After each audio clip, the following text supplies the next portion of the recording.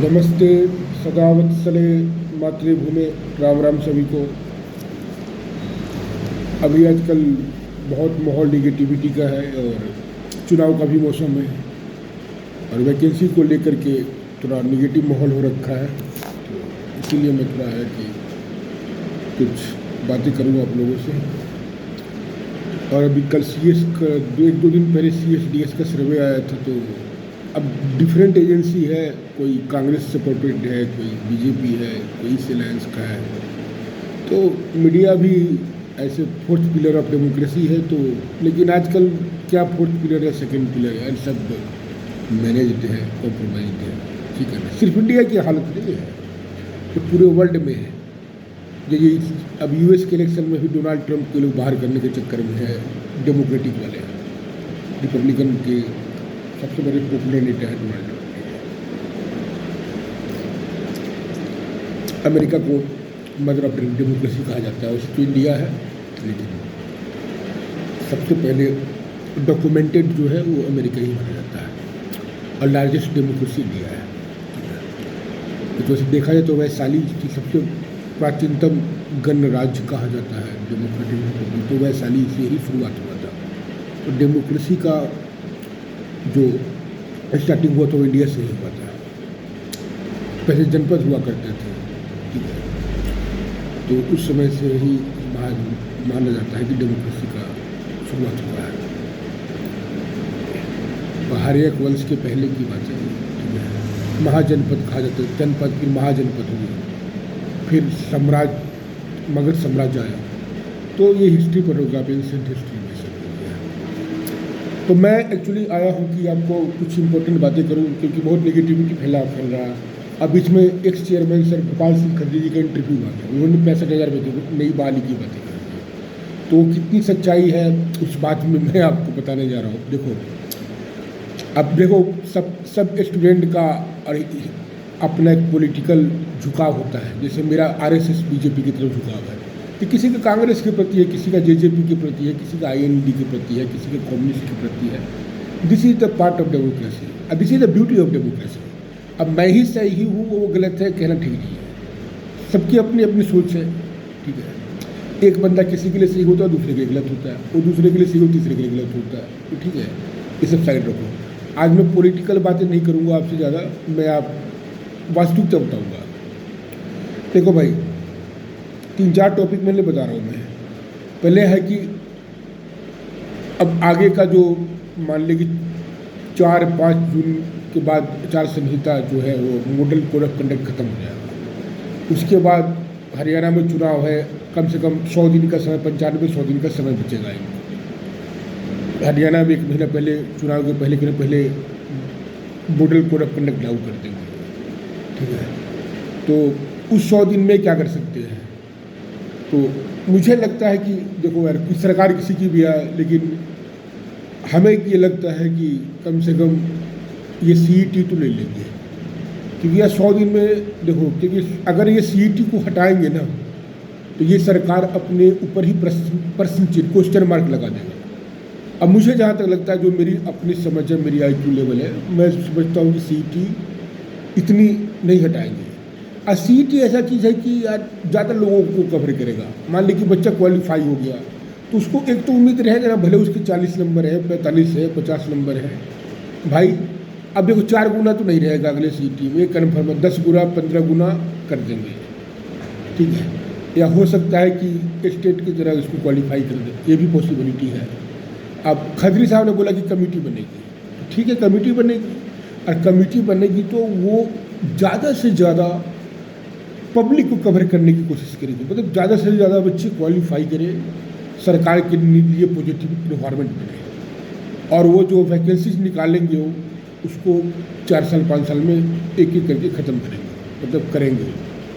और ऐसा नहीं है कि इसमें जो कुछ गलतियाँ करी हो उसको हटाएंगे। जैसे में एक बच्चा एक पोस्ट के लिए क्वालिफाई हो गया, तो हायर पोस्ट में जा सकता है, उसका फंडामेंटल राइट है। आप उसको उससे आप उसको हटा नहीं सकते, उसको मतलब ऑब्स्टेकल क्रिएट नहीं कर सकते। तो आगे बढ़ने की जो अधिकार है वो फंडामेंटल राइट में आता है, ठीक है। आर्टिकल 21 हो गया, अपने चुनने का अधिकार है, पसंद, अपनी पसंद के अकॉर्डिंग। तो ये सब आर्टिकल 21 का है, ठीक है ना। तो सीईटी तो ले लेंगे, और सीईटी एक लॉलीपॉप का काम करेगा। चूसने के लिए चाहिए ना, जो नए नए बच्चे हैं उनको भी तो लगे कि सरकार कुछ काम कर रही है, ठीक है। और ये एडवर्टाइज कर देंगे वैकेंसी। जो खदीर साहब ने तो 65,000 बता दिया, तो वो शायद टीजीटी, पीजीटी, पुलिस सब जोड़ के 65,000 बता रहे हैं, ठीक है। तो टीजीटी यार हमने तो बीएड करा नहीं है, तो बहुतों ने बीएड नहीं करा, तो उनके काम की रीज़न नहीं है। तो इससे हमें मतलब है, है भाई ग्रेजुएशन हो, 12th हो, इंजीनियरिंग फील्ड का हो, तो इस तरह के जो बच्चे हैं तो वो अपना स्पेशल क्वालिफिकेशन वाले उनके काम का चीज़ होना चाहिए, ठीक है। तो ये एग्ज़ाम ले लेंगे, रिजल्ट भी निकाल देंगे, स्कोर कार्ड दे देंगे, और वैकेंसी को नोटिफाई कर देंगे, और ये बोलेंगे कि अगर हमारी सरकार आ गई तो हम ये एग्ज़ाम कराएंगे। ये बोलेंगे तो जरूर चुनाव के पहले 1 साल के अंदर ख़त्म करेंगे। लेकिन भैया आपने तो देख ही रखा क्या स्थिति रही है सीईटी की, अरे क्या कितनी बहाली करा है इन्होंने। मुझे ज़्यादा लगता है कि 4-5 साल खींचेंगे, 4 साल तो जरूर खींचेंगे, 4 साल 4.5 साल खींचेंगे। अब मुझे लगता है कि बीजेपी फिर आएगी, रिपीट आएगी। अब देखो ना यार, कांग्रेस के अंदर कॉन्फिडेंस की कमी, इतना अंदर गुटबाजी है, समझे। अभी तक इन्होंने सीटें अनाउंस नहीं करी है, लोकसभा के कैंडिडेट कौन है। हुड्डा के अगेंस्ट में हो, चाहते हैं कि हुड्डा निपट जाए, लोकसभा चुनाव हार जाए, तो किस मुंह से सीएम की बात करेगा हुड्डा। इसके अगेंस्ट में शैलजा ग्रुप है, श्रुति चौधरी का ग्रुप है, तो सबका अपना अपना है, पॉलिटिक्स है, तो सबका अपना बेनिफिट है। इसीलिए हुड्डा लड़ना नहीं चाह रहा। अब सुनने की उनका लड़का है, रोहतक से लड़ना चाह रहा है, तो उसको राज्यसभा का है। अब मुझे लग रहा है कि लड़ेगा भी तो हारेगा, क्योंकि पिछला बार तो चलो लग रहा था कि वो जीत जाएगा, तो इसीलिए लोग न्यूट्रल थे, उदासीन थे, लोग बढ़ चढ़ के वोट नहीं किए। जिस पर राम मंदिर है, अब कुछ लड़के ने कहा हरियाणा में राम मंदिर दिखेगा, अभी क्यों नहीं चलेगा। जो प्रैक्टिसिंग हिंदू है, सनातनी है, और जो मोदी के नाम पर वोट करेंगे, तो हर 36 बिरादरी में मोदी का वोट है। हाँ, कहीं ज़्यादा है, कहीं कम है, लेकिन 36 बिरादरी में मोदी का वोट है। भले लोग खट्टर को पसंद ना करें, लेकिन मोदी को हर बिरादरी के लोग पसंद करते हैं, ठीक है। योगी को हर बिरादरी के लोग, ये जाति से ऊपर नेता है, ठीक है। जैसे वाजपेयी जी थे, नेहरू जी थे, इंदिरा गांधी थी, तो सब समाज के लोग वोट करते हैं। तो ये ठीक है, ये कहना कि वोट नहीं है गलत है। इफेक्ट नहीं पड़ेगा भाई, लोकसभा का चुनाव में तो जरूर पड़ेगा। विधानसभा का तो रीजनल इशू आ जाते हैं थोड़ा बहुत, लेकिन लोकसभा में तो मोदी के नाम पर वोट पड़ेगा। तो रोहतक अगर लड़ेंगे तो हारेंगे। मैं तो कहता हूँ कि अब मत लड़ो यार, क्यों कामों का अपना राज्यसभा का सीट से भी इस्तीफा देना पड़ेगा इनको, ना इधर के रहेंगे ना उधर के रहेंगे। अब मैक्सिमम 4-5 सर्वे आई है, तो जिसमें से 2 सर्वे बता रही है कि रोहतक की सीट अगर रणदीप हुड्डा लड़े, रणदीप हुड्डा नहीं, क्या नाम उसका, दीपेंद्र हुड्डा अगर लड़ेगा तो जीत जाएगा, और बाकी जो 2-3 सर्वे है वो कैरी हार जाएगा। ऐसे डॉक्टर साहब बहुत ईमानदार आदमी है, अरविंद शर्मा, और बहुत ही अच्छा है, और सबकी अपनी पसंद है, नापसंद है। तो अरविंद एक तो कैंडिडेट की छवि अच्छी है, और प्लस की मोदी लहर भी है, और सिर्फ यहाँ नहीं है, हर जगह है मोदी की लहर। अब देखो ना, तमिलनाडु में मैं आज कह रहा हूँ, आप लिख के रख लो, कम से कम बीजेपी 5 सीटें जीतने जा रही है आज, ज़्यादा से ज़्यादा 12, 13, 14, मतलब तमिलनाडु अगला बंगाल बनने जा रहा है इस बार बीजेपी के लिए। बंगाल में पहले 2 सीटें थी, एकदम से 18 सीटें आ गई। किसी ने कहा था, कोई भी सर्वे नहीं बोला था कि बीजेपी की 18 सीटें आएगी, कोई भी सर्वे नहीं। जो बीजेपी का समर्थक सर्वे था उसने भी नहीं बोला था, ठीक है। तो ये है, तो कोई भी सरकार आए यार, वैकेंसी तो ऐसे ही करेंगे। अब गहलोत देखो, गहलोत साहब शासन में क्या कबाड़ लिया, सारे पेपर आउट हो गए। या राजस्थान एडमिनिस्ट्रेटिव सर्विस का पेपर आउट हो गया था, अब छोटी मोटी तो छूट गया, ठीक है ना। सारी भर्तियाँ कोर्ट में फंसी हुई है। तो ऐसा नहीं कि कांग्रेस की सरकार आती है सबको कलेक्टर बना देगी, जिला का प्रभार दे देगी इंडिपेंडेंट, ऐसा कुछ नहीं है। हाँ, सबकी अपनी पसंद है, नापसंद है। कोई जाति को देख के किसी पार्टी को वोट करता है, कोई अपने धर्म को देख के वोट करता है। किसी को 10-10 बच्चे पैदा करने हैं कि आगे हमारी 20 साल 30 साल बाद संख्या ज़्यादा होगी तो मार काटा मचा के देश पर हम कब्जा कर लेंगे। तो सबका अपना अपना सोच है, और डेमोक्रेसी में अंड बंड संड बाबा जी के गड्ढे सब लगे हैं, ठीक है ना। तो यही चीज़ है। तो छोड़ो ये सब बात, मैं ये कह रहा हूँ कि आपका सीईटी होगा, और सीईटी होने के बाद आपका रिजल्ट भी आएगा, नोटिफाई हो जाएगी वैकेंसी, 40,000 हो, 50,000 हो, 60,000 हो, जो वैकेंसी। मैंने भी कुछ पता करने की कोशिश करी है। देखो यार, अब मेरे कुछ कट ऑफ खराब चलेगा। मैंने जो बताया था कि ALM की कट ऑफ। तो क्या देखो, मैंने कोई DH UH कह के नहीं बताया, मैंने बोला कि जो क्वालिफाई करेगा वो उसको ALM का पोस्ट मिल जाएगा। तो UH में मिला है ना, क्वालिफाई वाले बच्चों को मिला है जनरल कैटेगरी में, और जो OBC उनके 2 नंबर ज़्यादा है, तो मेरा कट ऑफ तो लगभग ठीक ही था। हाँ, ऐसे में मैं थोड़ा गलत हो गया, इसको मैं मानता हूँ, उस कट ऑफ को लेकर के। एक 2 लड़के ने मैसेज भी किया था कि यार तुमने तो कुछ और बताया था, आप कुछ और बताया। भाई मैं एक्सपेक्टेड बता सकता हूँ, जो मेरे को जो जहाँ से मैं जिससे पूछता होता हूँ वो बताते हैं, तो वो भी उनको भी पूरा पता है, बहुत कॉन्फिडेंशियल चीज़ होता है। अगर कोई दावा करता है ना कि मेरी बात एकदम सही है, तो वो गलत बोल रहा है, ठीक है ना, बड़ी कॉन्फिडेंशियल चीज़ होती है। तो ये सब है। और देखिए क्या है कि अब देखो 56-57 का क्या केस है, 56-57 हो गया, TGT हो गया। TGT का तो कन्फर्म है, ये विधानसभा के पहले इसको ज्वाइनिंग कराते थे। 56-57 में क्या है, मुझे क्या लग रहा है कि यार ये वैकेंसी है ना, या तो सरकार इसको ज्वाइन कराएगी, री एग्ज़ाम तो नहीं होगा, ये कन्फर्म है। 56-57 में री एग्ज़ाम नहीं होगा, या तो ज्वाइन कराएगी या इसको विड्रॉ करेगी, और विड्रॉ करके नई वैकेंसी के साथ जोड़ के इसको फिर से री एडवर्टाइज करेगी CET के थ्रू 2024 के थ्रू। या तो ज्वाइन कराएगी, और मैक्सिमम चांस है 70% चांस है कि इसकी ज्वाइनिंग कराएगी। क्योंकि यार देखो, एक आध लड़का है 2-4 खुशी मिल जाता है, एक आध डेट भर गया, एक आध कोर्ट के जज साहब ने 1-2 अच्छी बातें कर दी, यार ये सिस्टम से बाहर नहीं होता है, ठीक है ना। कोई बच्चा है, वो उसको पता नहीं कि सिस्टम कितना ताकतवर होता है। कल परसों में अभी देखो जाकर के पाकिस्तान के अंदर, लाहौर के अंदर, तो सरबजीत सिंह को मारा था जिस बदमाश ने पाकिस्तानी जेल में, उसका किसी ने गेम बजा दिया।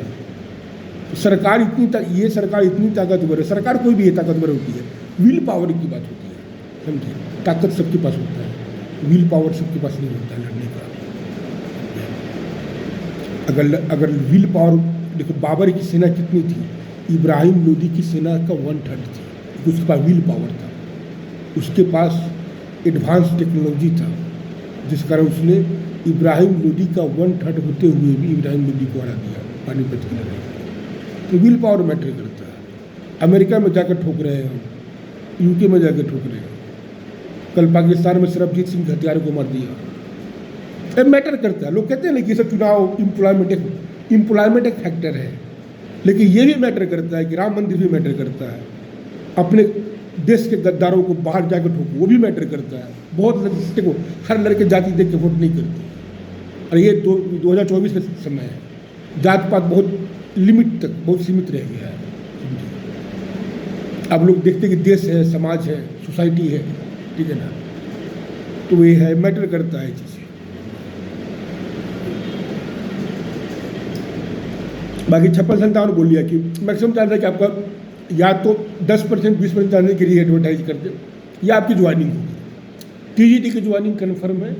मुझे लग रहा है कि विधानसभा के चुनाव के 1 महीना पहले, मतलब 50 संहिता खत्म होने के विदिन 1 मंथ इनका कर देंगे। सरकार जानबूझ के लटका के रखी है, ठीक है। अब विधानसभा के पहले CET वाला लॉलीपॉप आपको मिलने जा रहा है, कन्फर्म हो, सारे खुश हो जाएंगे। अब वैकेंसी दिखेगी, हाँ वैकेंसी जब निकालेंगे ना, एडवर्टाइज करेंगे, तो उसकी बहाली भी कराएंगे, लेकिन होले होले करेंगे, थोड़ा थोड़ा करेंगे, ठीक है। एकदम से सबकी नहीं कर देंगे, 4 साल 5 साल खींचेंगे उसको अगले चुनाव तक, ठीक है। और ये सिर्फ यहाँ की बात नहीं है, स्टेट गवर्नमेंट की नौकरी ऐसी ही होती है कि 3 साल 4 साल में कंप्लीट करते हैं, ज्वाइनिंग करा के, एग्ज़ाम लेकर के। आपको अगर इतना वक्त नहीं है तो आप सेंटर की तैयारी करो, हम तो यही कहेंगे, ठीक है। अगर आपका एज बचा हुआ है तो सेंटर की तैयारी करो, मत फंसो स्टेट में। लेकिन किसी की विल होती है कि भाई मेरे को स्टेट में ही करना है, तो करो, तैयारी करो, पेशेंस रखो। आप ऐसा नहीं कि हुड्डा साहब CM बन जाएंगे तो एकदम से कर देंगे, कोई नहीं करेगा भाई। सिस्टम है ना, सिस्टम होता है, उसके एक कोर पॉलिसी होता है, उसके गलती को नहीं जाता है।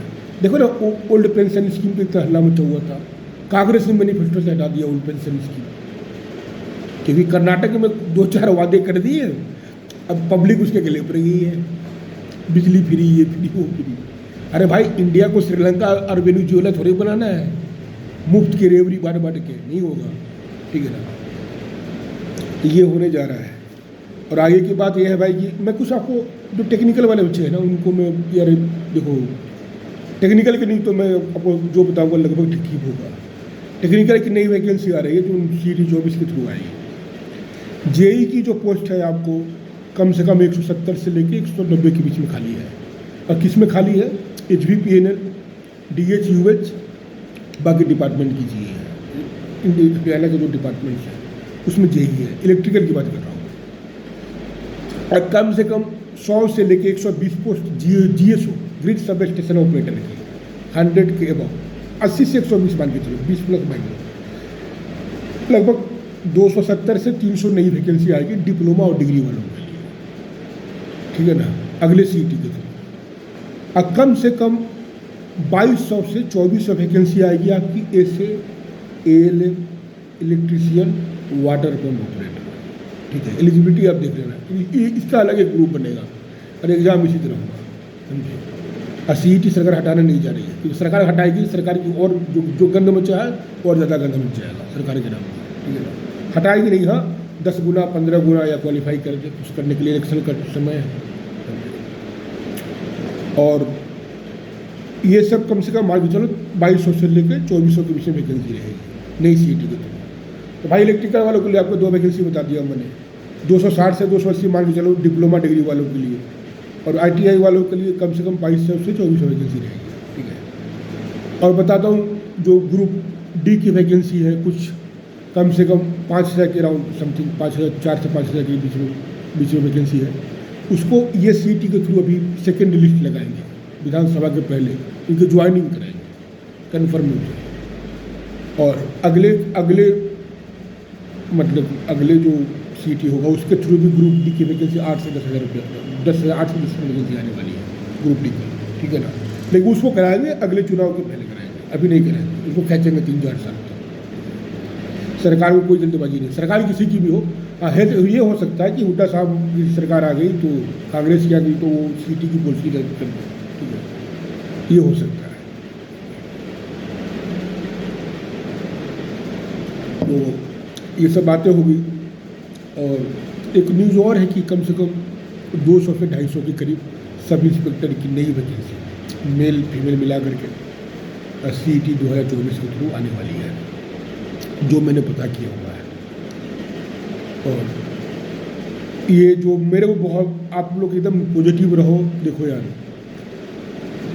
जिसको जहाँ वोट देना है देगा, कोई भी स्पीकर है यूट्यूब पर, चाहे कोई भी इंफॉर्मेशन प्रोवाइडर है, सबकी अपनी पॉलिटिकल अलाइनमेंट होती है, तो उसी हिसाब से वो बोलता है, उसी हिसाब से सोचता भी है। मैं अल्ट्रा नेशनलिस्ट आदमी हूँ या अल्ट्रा हिंदू नेशनलिस्ट हूँ।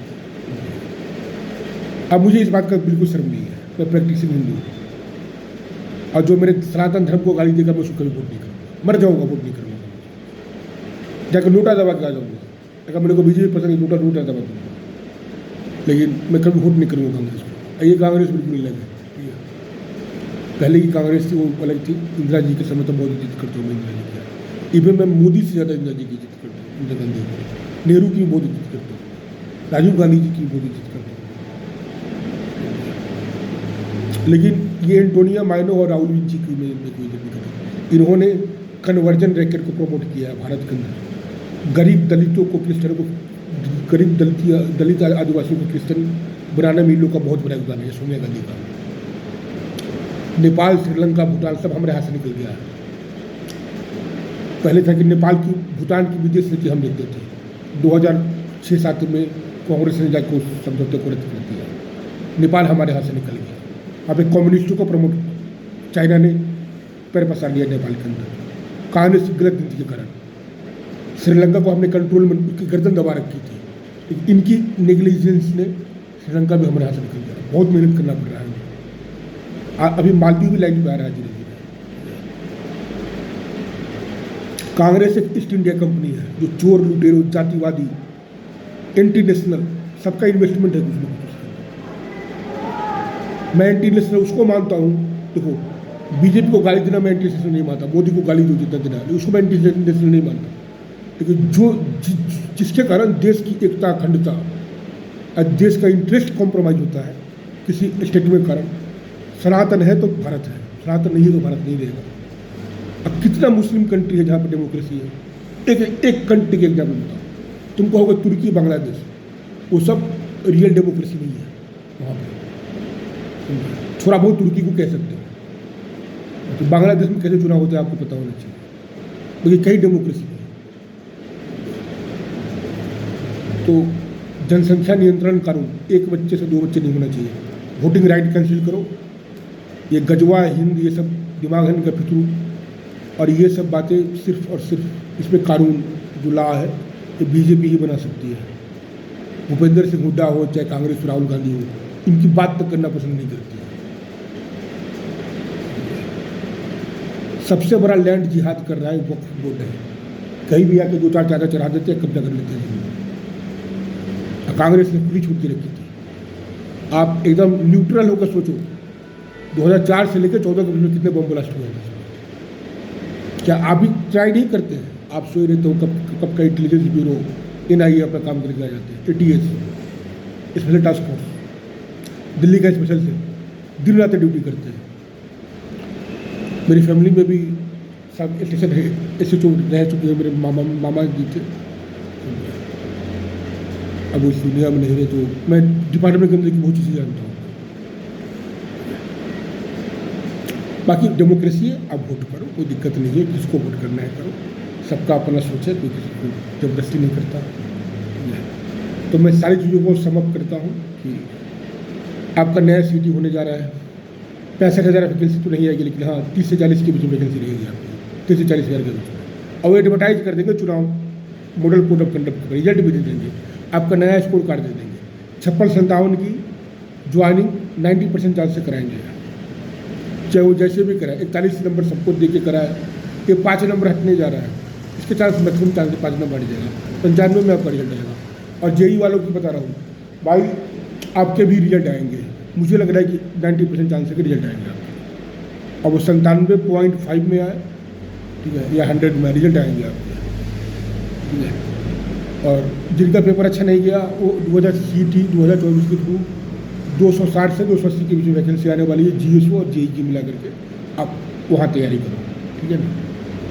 UPPCL की वैकेंसी आने वाली है, अगस्त से लेकर के अक्टूबर के बीच में UPPCL JEE का वैकेंसी आएगा, और UPPCL AE का वैकेंसी आएगा, SDO का। और UPPCL SDO का जो वैकेंसी है वो गेट के थ्रू नहीं होता, डायरेक्ट एग्जाम देना पड़ेगा आपको। गेट के थ्रू आपको मध्य प्रदेश में लेते हैं असिस्टेंट इंजीनियर SDO, हरियाणा में लेते हैं, बिहार में भी लेते हैं गेट के थ्रू। ये 3 स्टेट की मेरी जानकारी है। UPPCL में एग्जाम होगा आपका, ठीक है, और इंटरव्यू होगा आपका। बाकी तैयारी करते रहो, जिसको जहाँ वोट देना है दे, अपनी अपनी समझ है, अपनी अपनी सोच है, अपनी अपनी शिक्षा है। और मैं ये नहीं कहता कि कोई दूसरी पार्टी को वोट देता है वो गलत आदमी है, बिल्कुल नहीं, सबका अपना अपना अंडरस्टैंडिंग है। This is the called democracy, this is the beauty of democracy. आप मेहनत करते रहिए, हमारी दुआ आपके साथ है। जय हिंद, वंदे मातरम, सत्यमेव जयते, जय माता दी।